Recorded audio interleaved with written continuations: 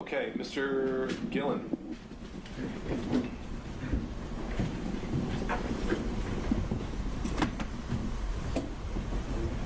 Good afternoon, Ms. Bradley. Good afternoon. Been a long day. When did you sign your engagement letter with Mr. Wade to represent him in divorce proceedings?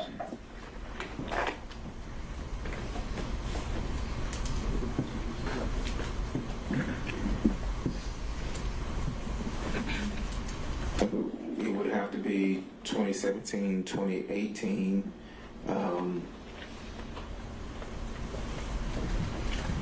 Same time frame, 2017, 2018.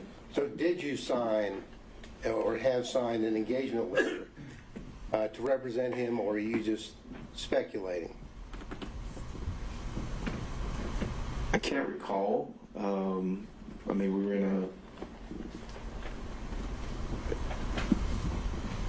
we shared space. I can't recall if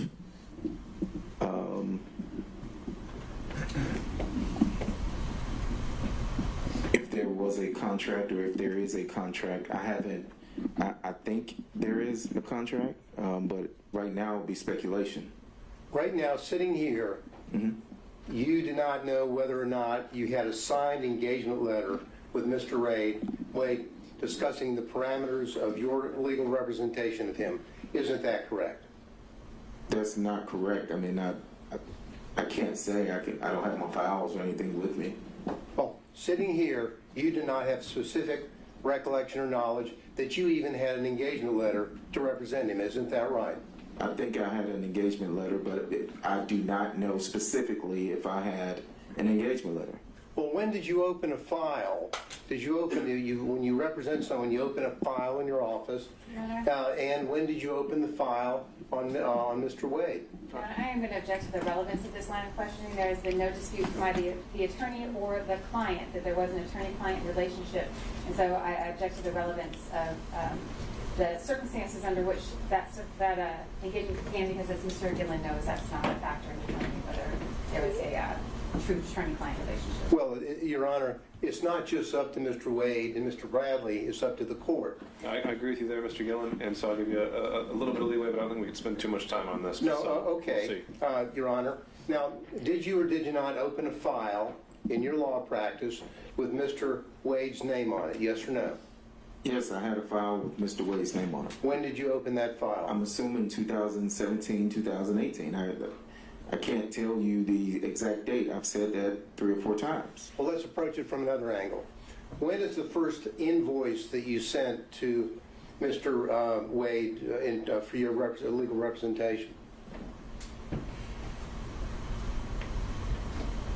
I didn't send him an invoice in that capacity. So what we have here is you're not knowing whether you even have an engagement letter. You don't know whether you actually even billed him, correct? I represented Mr. Wade. I signed the documents that we filed. I filed the documents. There's depositions that I had with the divorce attorney that was representing his wife. I'm sorry, sir, that's not my question. Okay. My question is, did you bill him in your capacity as the lawyer that you're telling him? I don't recall. As a matter of fact, did you have any invoices where you billed him on an hourly basis? I don't recall. And the answer really is no, isn't it, sir? I don't recall. And the reason why it's no, isn't it, is because what happened is that you and Mr. Wade were in a law practice together, and it was a very small work environment, correct? It was a work environment, yes. A work environment where you and him would meet and talk literally every day, correct? Not every day, no. Well, almost every day. Not almost every day. I stated earlier that I ran one side of a practice. Mr. Wade did, and we rarely were there at the same time. I stated that earlier today. So, well, just give us totally how much money you got for representing Mr. Wade in this since 2017 or whenever you told us, up until you dropped off the case in 2023. I don't recall. would the answer be zero? I do not recall. Well, you would know whether he got paid or not, wouldn't you, sir? I do not recall. So you don't recall whether you as an attorney got a single dollar to represent Mr. Wade, correct? That's correct. Because you really did it as a friend, didn't you? No, I did it as an attorney. Well, an attorney that wasn't being paid. You were doing it pro bono for a friend, weren't you? I'm going to object to ask and answer. All right. So I'm going to sustain that, Mr. Gillen. I think the law is clear that money doesn't even have to change hands for that relationship. I'm making a finding based on the evidence that's already been presented, namely the fact that he signed pleadings to the depositions on Mr. Wade's behalf that attorney-client relationship did exist.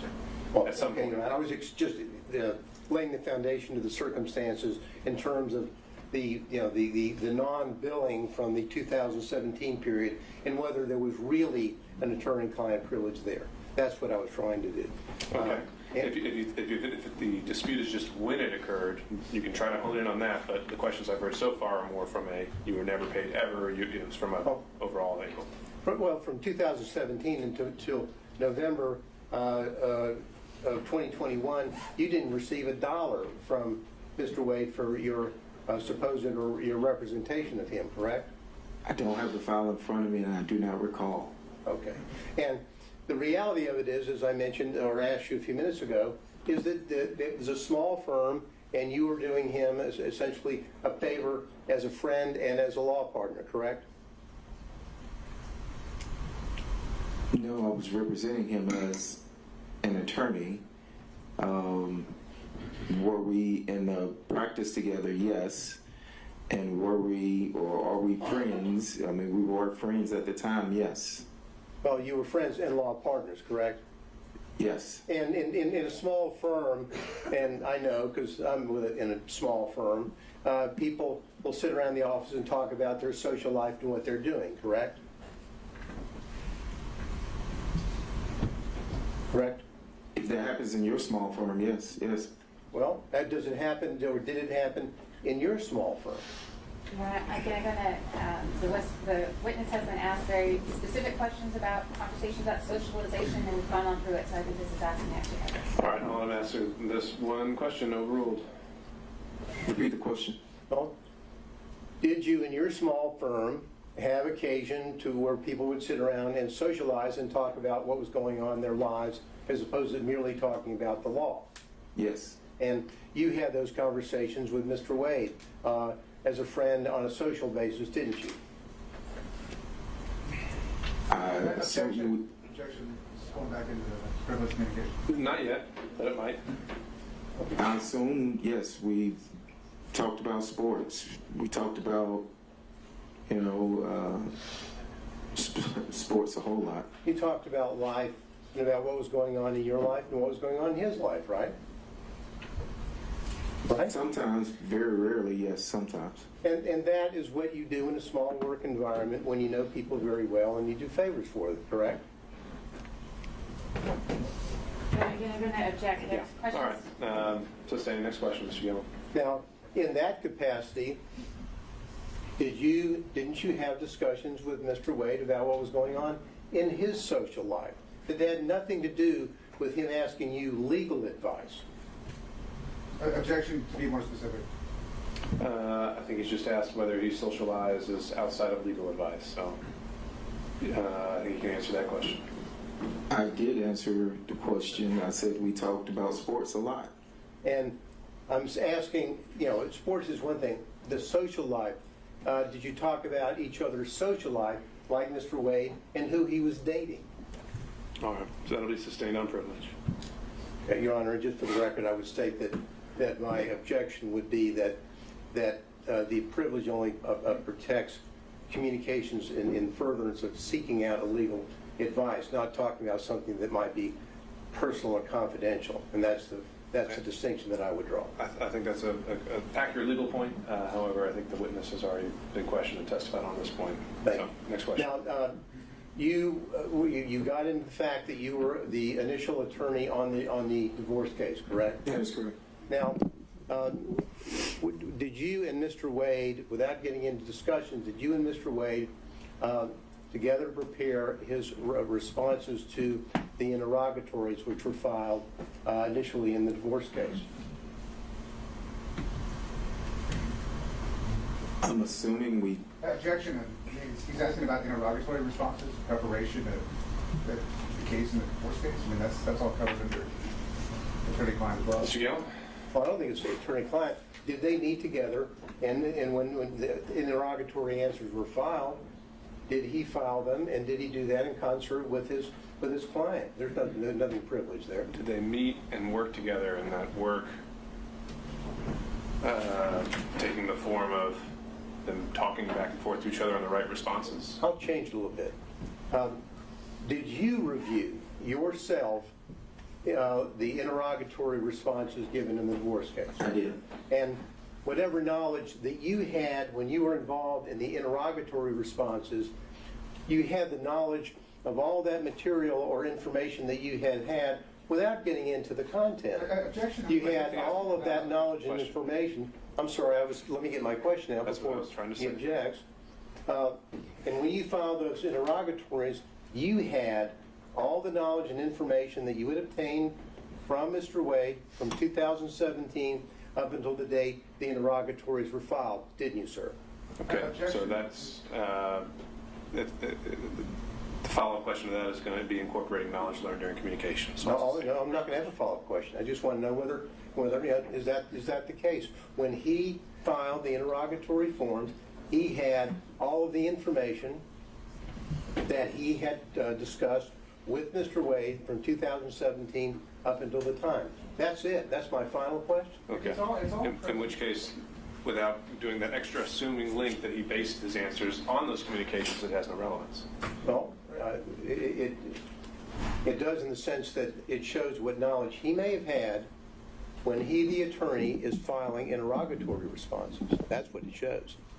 Okay. I'm still not seeing the relevance of his knowledge as the attorney filing the responses, unless you're linking this back to Well, Mr. Wade. it gets back, Your Honor, to whether or not, if you're an attorney and you're filing an interrogatory response, which you have reason to believe, or specific information to know that certain responses are not accurate, then you shouldn't be filing them. And now, so that's where I was going with that. So if he's got a body of knowledge over here that's built up from his communications with Mr. Wade that everyone so dearly doesn't want everyone to know about, in spite of the allegations made against Ms. Merchant, now... So what if the question was, did you, when you signed your name to the interrogatories,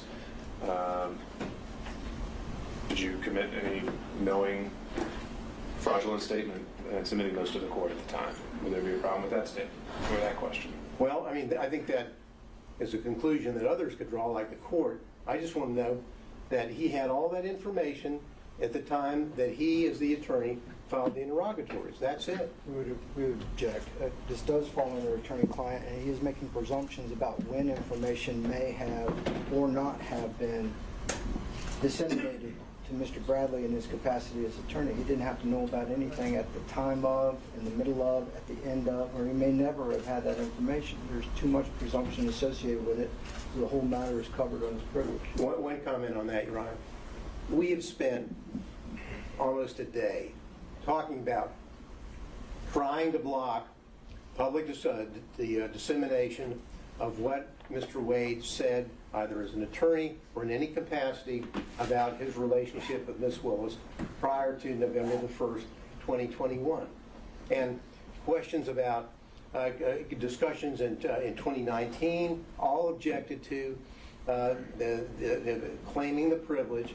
And now to say, well, that doesn't mean that he learned something after. I'm talking about, what did you know at the time the interrogatories were filed? And everything that now they're claiming privilege, well, that's fine. The court will address that in chamber and in due course. What did you know? I'm sorry, Mr. Gillen, I really don't see the distinction. So your question's noted for the record and your objection as well. All right, and I'll follow up with this. Now, you're leaving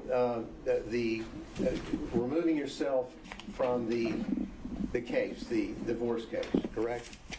You withdrew from the divorce case, correct? Correct. Did you do that as a result of your concern about any of the accuracies or representations which had been made by your client in the divorce case? No. Objection, privilege.